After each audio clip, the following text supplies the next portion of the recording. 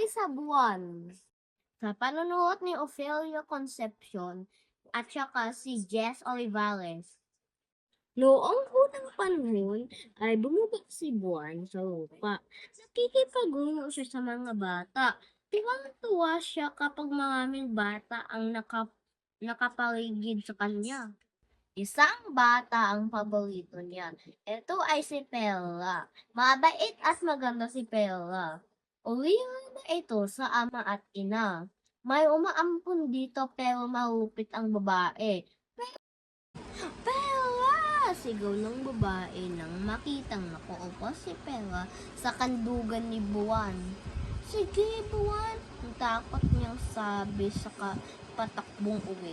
Hindi ba ang sabi ko sa iyo ay tapusin mo ang gawain mo dito sa bahay? Bakit nakikipaglaro ka na naman kay Buwan? Sita ng babae kay Pella. Madalas ay pinapawan ng umampon si Pella. Lagi siyang hinahanapan nito ng mga mali. Madalas ay umiiyak na lang siya. Alam ni Buwan ang lahat ng nangyayari. Naaawa siya kay Pella, pero hindi alam kung paano makakatulong maliban sa pagbigay ng liwanag sa kubo nito kung gabi. Pinagbawalan ng umampon si Pella na muling magkipagkita kay Buwan. Pag sumaway ka sa akin, ay malurintikan kita. Ang banta pa nito. Pero isang gabing, wala ang babae ay nagkakasob si Pella. Pinuntahan siya ni Buwan. Halika, ang sabi ni Buwan, ipapasyal kita. Si Pella sa pakikipaghabulan nila ni Buwan sa mga bituin.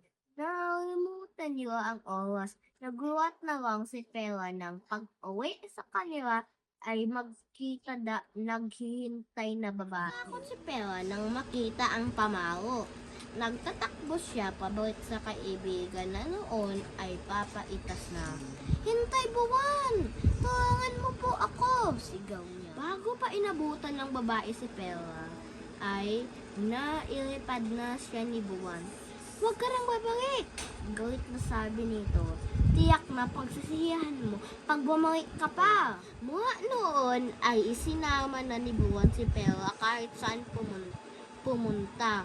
Kapag maliwanag ang sikat ni Buwan, ay marami ang nagsasabi na nakikita si Pella habang nakupo sa kandugan nito.